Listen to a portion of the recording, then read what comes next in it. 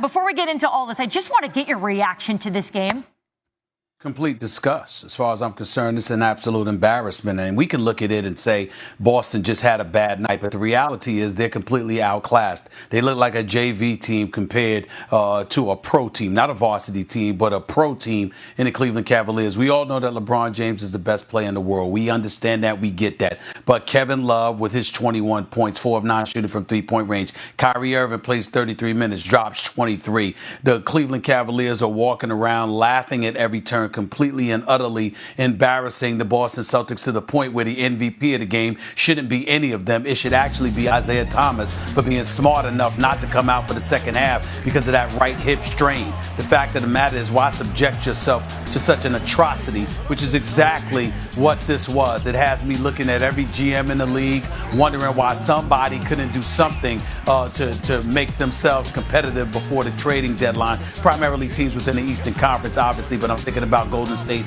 as well, even though we know that San Antonio can play. Overall, you're just absolutely disgusted. And just to put things into perspective, my man Tim Legler's going to start laughing when I say this. I cut off the game midway through the second quarter en route to Cleveland, outscoring Boston 40-13. And you know what I did? I'm not ashamed to admit it. I actually ran out the house. I went and got some White Castle. I said, the hell with it. I'm just going to go and just eat some White Castle and chill out. There's no need to watch this game. And, you know, you piggyback and forth, watch Real Time with Bill Maher, watch some of my General Hospital TiVo episodes. I don't have time to watch some nonsense like this. It's a disgrace. It's embarrassing. And as far as I'm concerned, the NBA should be embarrassed for the product that's been put out there compared to Golden State, San Antonio, and Cleveland this year, because there is so much subpar basketball. And as far as I'm concerned, this was the latest example of it. I don't think this would have happened to the Wizards, not in this fashion, not with two bigger guards.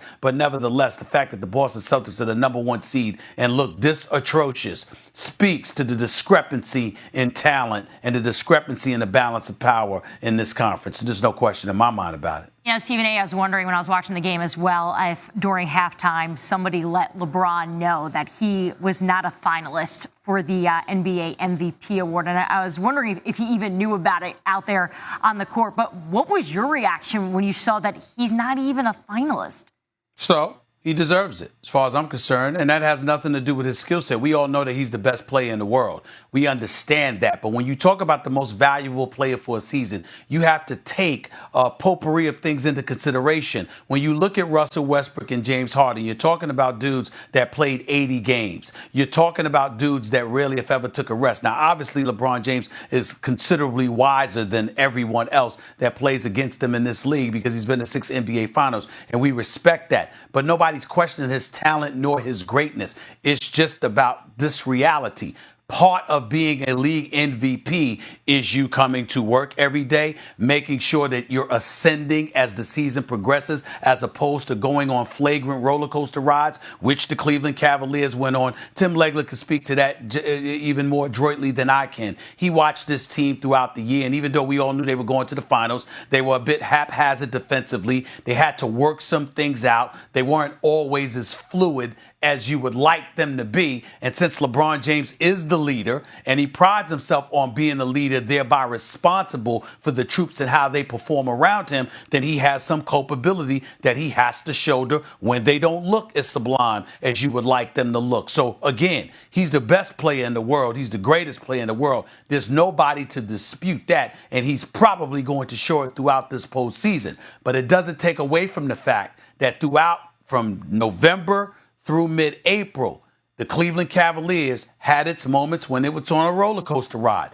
That is something that LeBron James is responsible for. And when Russell Westbrook and James Harden are your MVP league competitions, I'm sorry, they get the nod over you. That's just the way it goes. And Kawhi Leonard never had those kind of hiccups because San Antonio has been stellar throughout most of this season. League MVP is for the regular season. LeBron is the best in the world. That's not why you get the league MVP. You get the league MVP based on how you perform game to game throughout the regular season months, which he has been on the record proclaiming he cares very little about. So if he cares very little about it, why the hell should he get another league MVP award? All right, Stephen A.